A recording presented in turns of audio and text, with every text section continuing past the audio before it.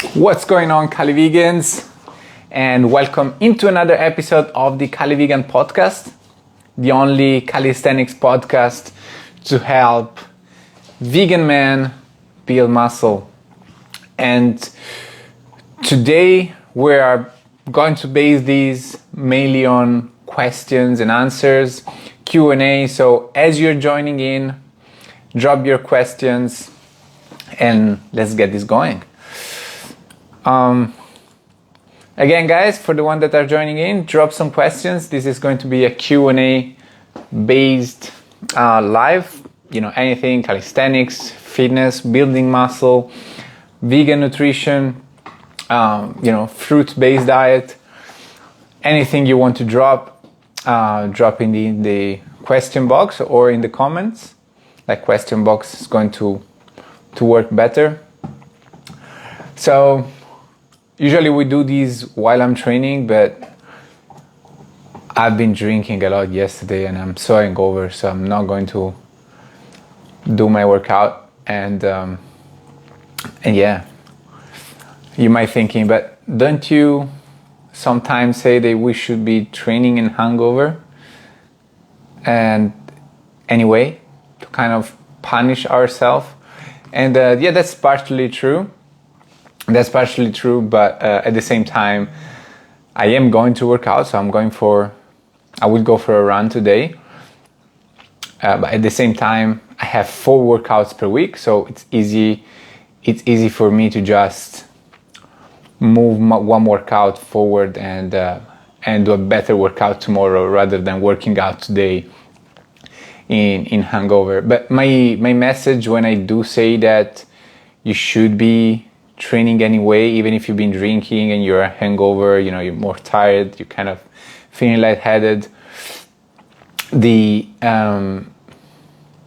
problem is that you might have some kind of addiction, like me. Like this weekend, I've been drinking Friday, Saturday, and Sunday, and especially Friday and Sunday.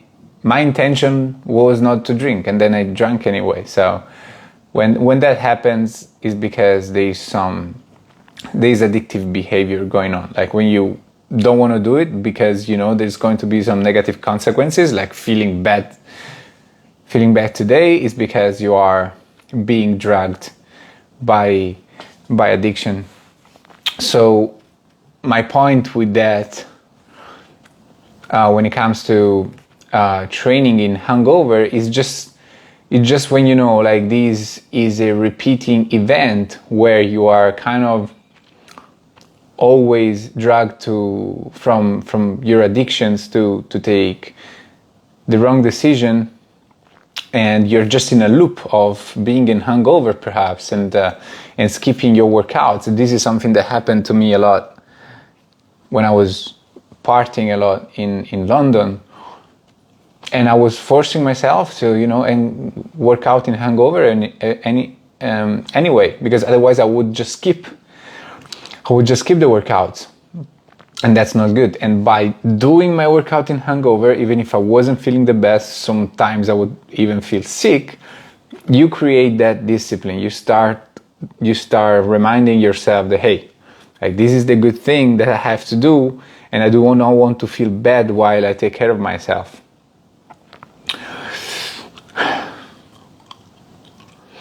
And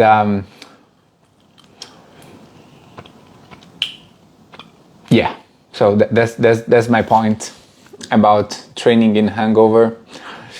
So guys, as you're joining in, drop some questions. Let's get this going. I like to have this kind of content interactive with you guys. So did I have my kickboxing fight? Yes, I had.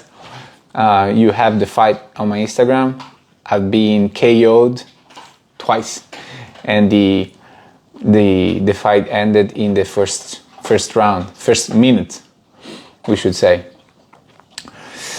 How is your fruit diet going? Do you feel full? Absolutely full. I feel like it's giving me better energy levels overall, even if I'm eating less less calories, and it's actually being easier to lose body fat and stay lower in body fat. And this is very important to me as of right now, because I want to fight at 75 kilograms. So to fight at 75 kilograms, I need to be shredded, and I need to maintain a shredded physique, because otherwise it's going to be hard to always be having to diet down to 75 kilograms. You're just not performing well most of the time during the training, and because losing 5 kilograms can take some time, or if you do it fast can be very taxing on the body. So a fruit-based diet is allowing me to eat a lot during the day, snacking more on pieces of fruit, helping me to stay in a caloric deficit and reduce fat, and overall I'm sure is going to help me to maintain a lower body fat while feeling good as well. Because that's another reason. I think that by increasing the fruit intake and the sugar, the fructose, you just have more energy levels. So I think that's why it's easier in general for the body to feel good on at lower body fat if you have a high fruit diet. Something that I have discovered though, when it comes to a fruit-based diet, is I am noticing that I am addicted somewhat to grains. I don't know if it's the cooked food or if just the grains, the pasta, the gluten, this stuff. But I realized that I crave it, I really crave it. On the other side, fruit is it's good, it's sweet, it's nice to eat, but it doesn't give you that kind of craving feelings that I have from bread and pasta and all these other things. So it's kind of a weird feeling and a weird thing to discover, but it's definitely there. Are you an antinatalist? No. I'm a vegan on a high protein diet. You don't need to be on a high protein diet, guys. It's really not a flex anymore, in my opinion. It's kind of going backwards. It's just thinking that as a vegan you need to be high in protein is just validating old concepts about nutrition that were really created to sell more meat and animal products. So if you look at how science is moving forward, protein is becoming less and less important, or at least we are understanding, I think, that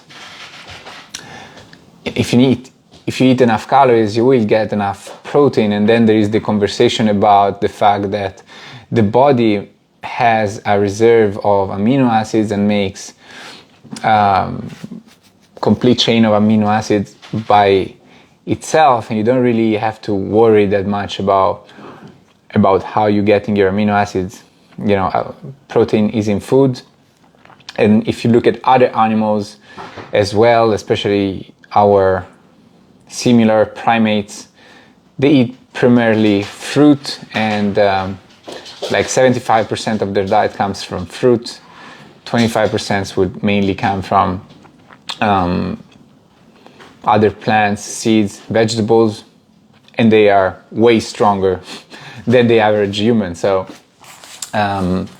you don't need to eat high protein. Actually, there are some negative outcomes that come from focusing on high protein. One of those things is that you're going to be kind of pushed in a direction in which you're actually going to be reducing the intake of more healthy food, like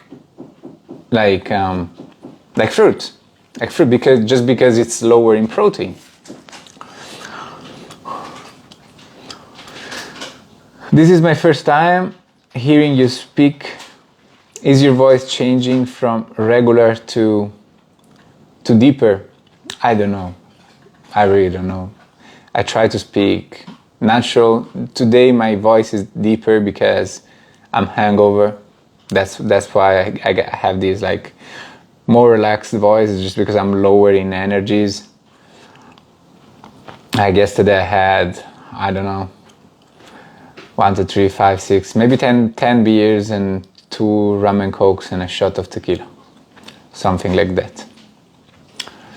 Hi, are there many vegan options at restaurants in Europe? Wow, you are asking, you're basically asking like, how is the weather in Australia? You know, like Europe is big, is not small. Like things change from country to country. Even within the country, the situation change, depends on the city you are, right? So it's too wide of a question, I think. There are some countries that are doing very, very well, like Germany, England, and that's it, really. For the most part, I think those are the countries in Europe that are progressing quicker towards a more vegan society. Like in Germany, actually, recently a doctor, I don't remember the name of the doctor, but he shared it on my profile as well, the new German guidelines, and they are plant-based. Like literally, like 90% of the suggested food is plants, and there is a very, very small space for animal products, which I think like if Germans do want to do things properly when it comes to nutrition, and they are following science, honestly, I think the only reason why there is animal products there is just because, as always, the meat industry has a lot of power, and they don't want to, fight against these huge powers by completely eliminating animal products from nutritional guidelines, because in the past, nutritional guidelines at this point have been created to sell products.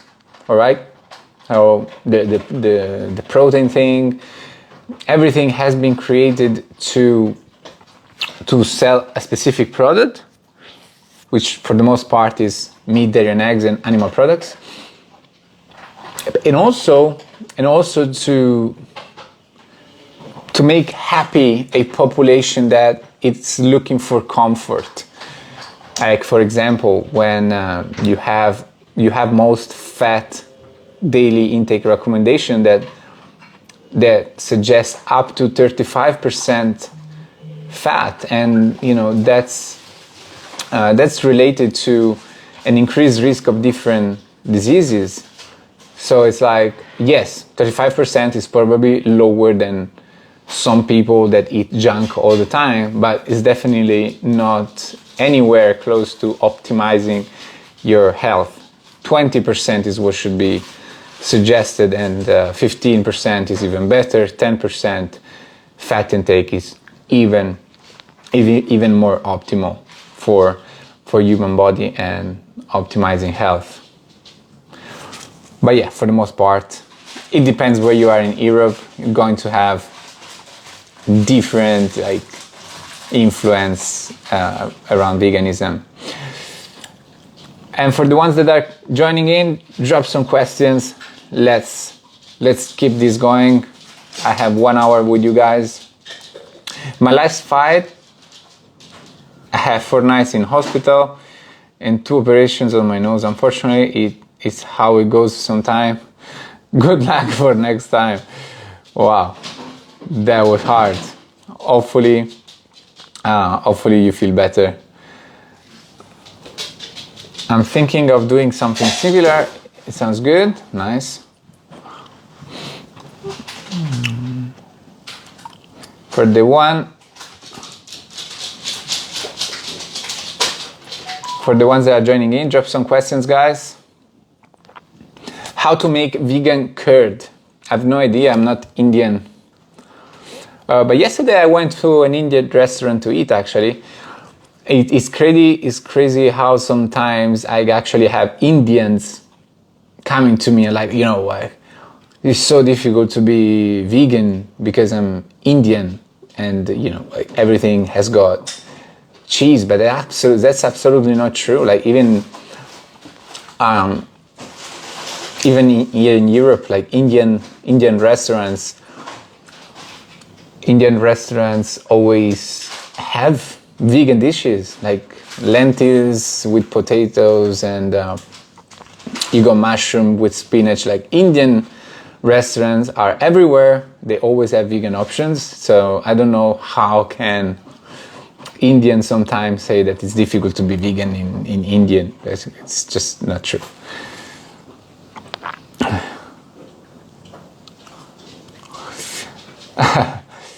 On every live Instagram I've seen, the voice pitch goes from normal to low, back and forth.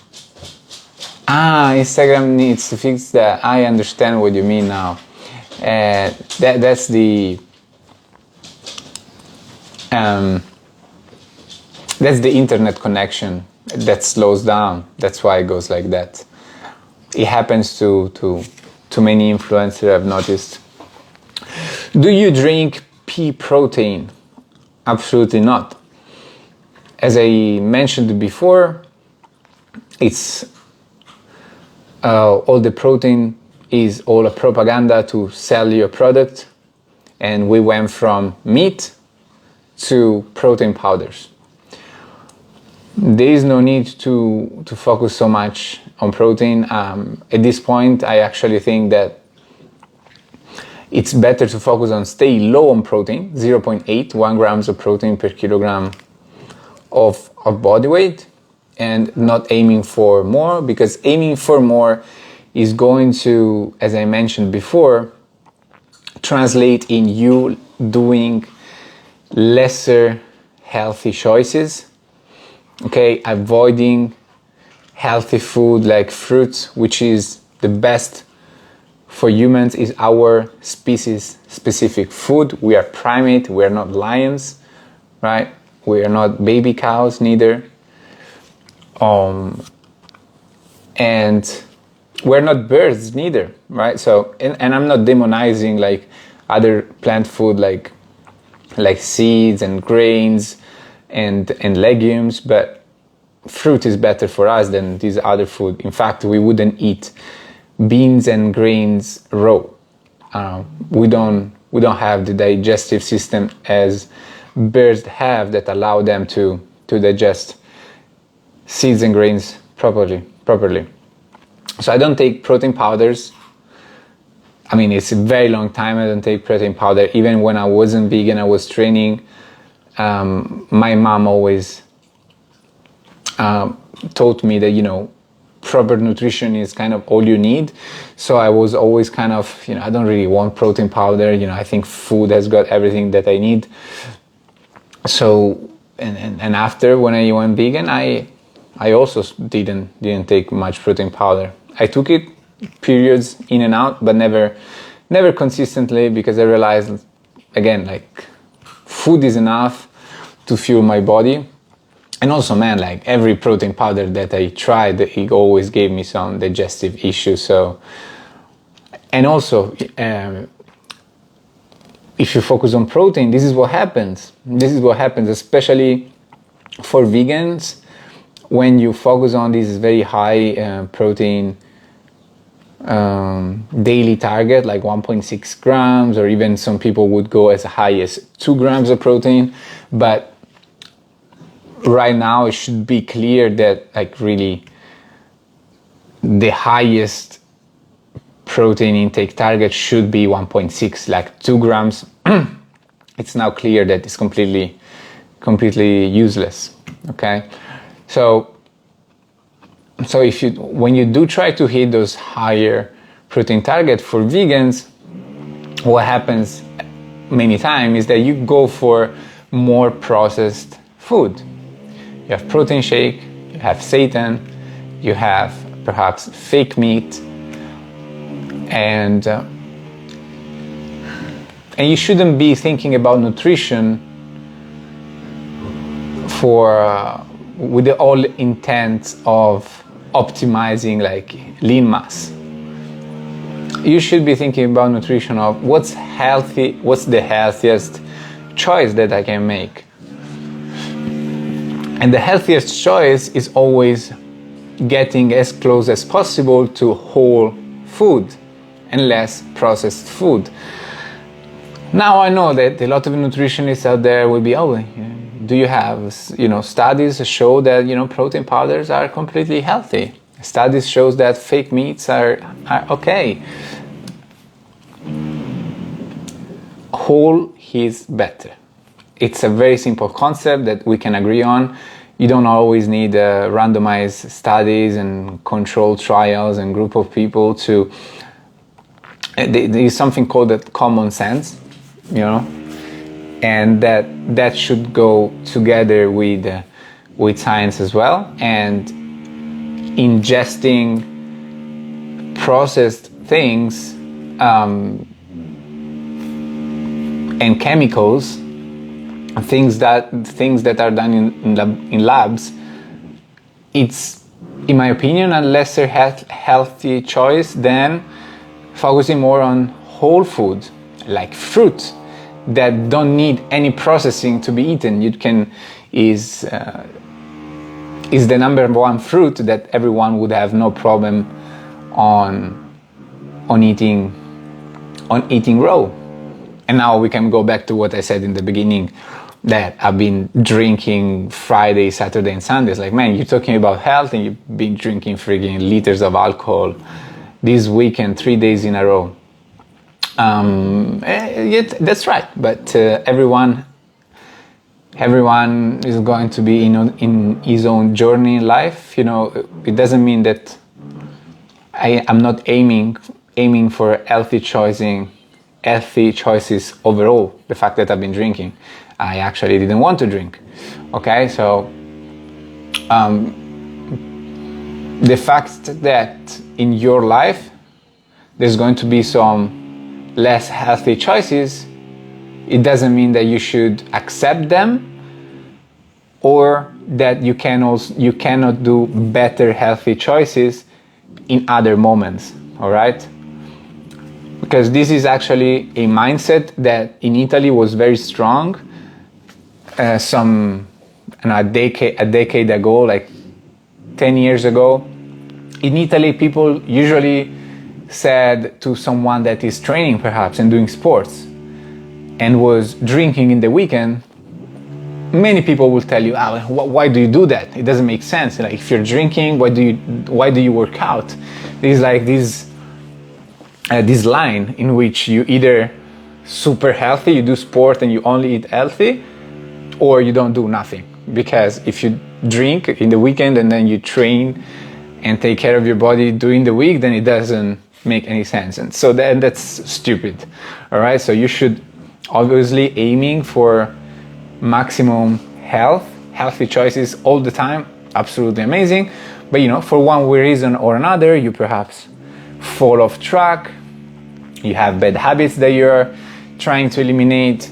It's fine. You can do both things. You can have bad habits and try to become healthier over time.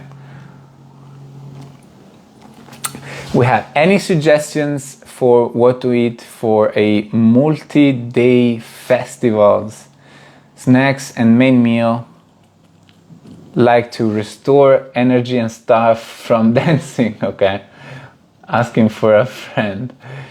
So we have a dancing emoji, we have some leaves that might be weed, Then we have mushrooms, so psychedelics. Then we have snow, all right? So that's the harder stuff. And then we have a rainbow. So rainbow, I really don't know. Is that MDMA? I don't know. Well, I think that you do. I don't know. I think just it fruit to give you good available energy. Just eat whole food. Eat good food when you can to balance out the unhealthy choices. But I think what's more important is that you limit the use of other substances to a controlled level. Do not go crazy on mixing things and drugs, because that's what's really going to give you hard hangovers for weeks. I remember one time I went to a festival. How was it called? It was a techno festival in Hungary. Balaton Sound. So in 3 days, was it? I think I've been there 3 days or 4 days, and I had, a lot of alcohol, of course, and five pills, 5 ecstasies. And I've been hungover for freaking week and a half. Like, I was sad for like 7 days in a row. And my first 2 days, I just felt like I wanted to vomit the whole time at work. I was already a personal trainer, by the way, as well. And I was so hungover. Vegan in a university in the US is very difficult. Why? Why is it difficult? What do you think about smoking cannabis? It's an interesting question. So obviously it's not good for your lungs. First of all, even if you smoke a little bit, it's just not good for your lungs. Obviously, it's better than like smoking cigarettes every day. Perhaps if you're smoking cannabis only once per week, then it perhaps is different. It's still going to damage your lungs, though. Because when you burn things, you are creating a lot of carcinogens. So the best thing would be the vaporizer. I actually have it, and it doesn't burn the weed, it just vaporizes it, so it's like an oven. And but I don't smoke regularly. Actually, it's like a couple of months since last time I smoked weed, I think. And what do I think? So during the day, for some people it works, but in my opinion, it makes you lower in energy, it makes you lazy. So, and for the people that are like, no, I'm fine smoking weed during the day, they're just living inside of this smoking, bubble of being stoned all the time. That's why they say they're fine, but no, they're not fine. They're slower, physically and mentally. So not good to smoke every day. Absolutely. Even though for me, sometimes it helped me with the anxiety to smoke in the evening. I noticed that overall I was feeling more relaxed, less anxious from smoking in the evening. But again, I'm not smoking now weed in the evening. So in the long term, like, you should be living okay and be happy in life by staying sober. That should be just the normal way of living. But you navigate life as you want. Just be mindful on how smoking cannabis is affecting your life. For me, I notice in the periods in my past when I was like smoking during the day, that it was having negative effects to my life. I was lazier. I was actually more anxious because I was unhappy of the fact that my brain didn't function well. Like it was more difficult to speak English. So for these reasons, weed has never been something that I pursued, because it just made me less functional in all areas of life.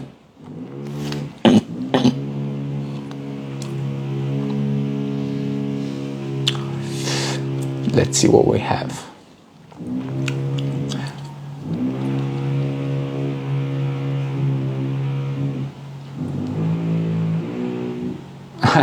I don't know. I can see if you're cute too, but perhaps you are. All right.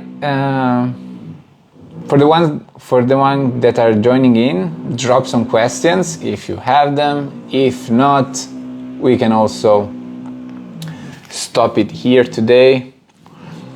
And if you're watching on YouTube, make sure that you like, subscribe, leave a comment. Let me know if you have any questions about what we've been talking about today. And if you're a vegan man looking to build muscle and you're looking for a way of training that is not as boring as weight training and more stimulating, I can help you do that with calisthenics. You can train from home with the minimal equipment. I select the best exercises for your strength level, creating the right progression of calisthenics exercises to allow you a linear progression and get stronger and build muscle. Plant-based nutrition plan that is based on whole food, no supplements, not focusing on protein, just focusing on eating in a healthy way, because food doesn't build muscle, training does. And you get access to me all the time to ask me questions. We'll be doing weekly check-ins and group coaching calls with other vegans so you can connect with like-minded individuals. So if you're interested in coaching, just drop me a DM saying CALIVEGAN without the S, because you're one person. And we'll have a chat about your fitness goals and how would it look to work together. A few questions coming in while I was promoting my coaching.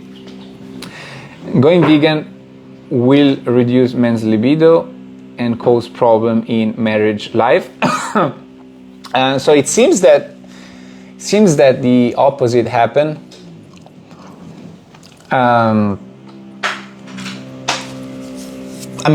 I've been vegan 5 years, and this weekend, I had sex, I think 3 times. 3 times, and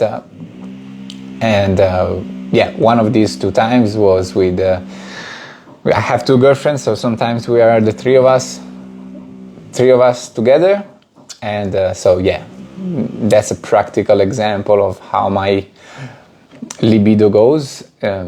But that's my experience, so no problem with libido.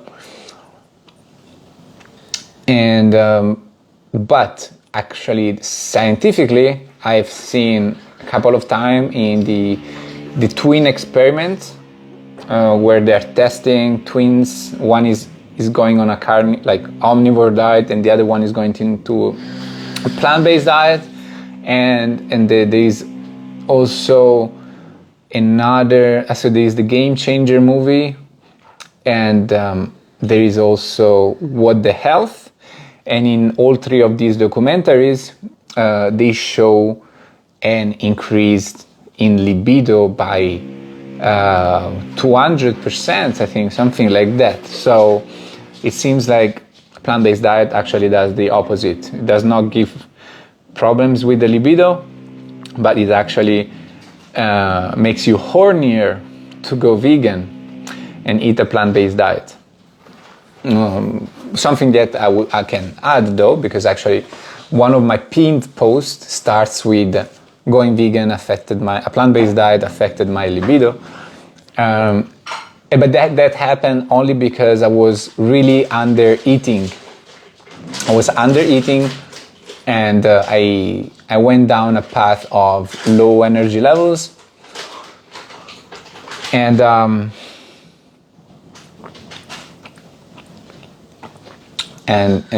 yeah. So basically that's mainly what happened. That's why I was low in libido, because I wasn't eating enough calories and I was low in energy levels. But apart from that, the opposite is probably going to happen, because eliminating animal products is just going to make you a healthier person. So everything will improve. Energy levels, especially. Actually, we should say though that it's not only about going plant-based. You have to eat whole plant food, okay? Not base your plant-based diet on processed plant-based food. So if you have a whole plant food diet, plant-based diet, it will increase your libido and better your sex life. Have you ever had shoulder pain while gymming? Yes, absolutely. I actually struggled with shoulder impingement.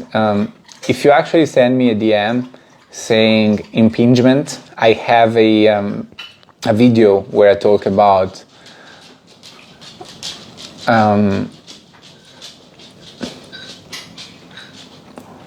so yeah, there is a video. I made a video where I talk about it, and I'll send it over to you.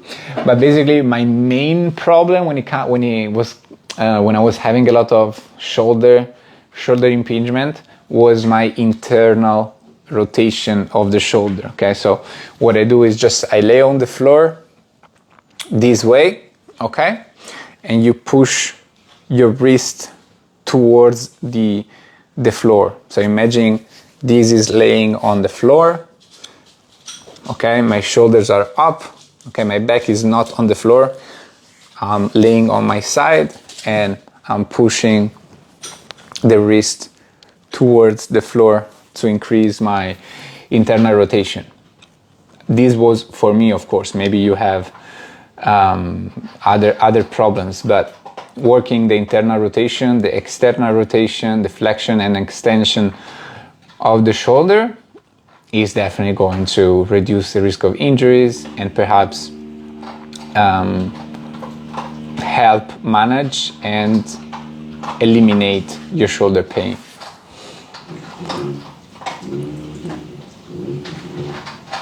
Vegans gone wild, lol. Trees on. Yeah, no, that's what happened.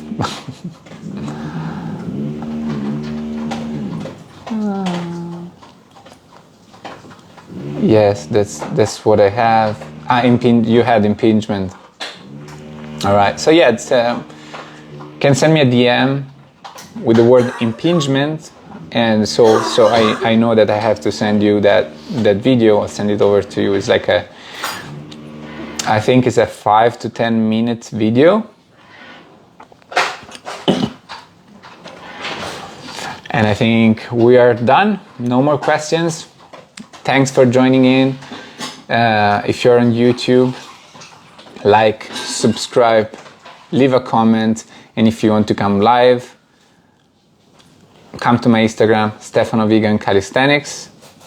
I'll do these around 12 p.m. Central European Time, Monday and Tuesday.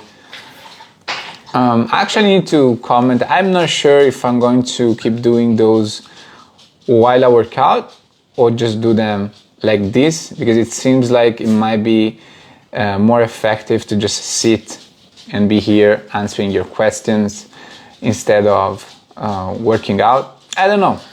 Let me know, what do you prefer? Just being here and having conversation with you guys, or doing those videos while working out? I can also switch them up as well, of course. That's it. Thanks for watching. I'll see you in the next one.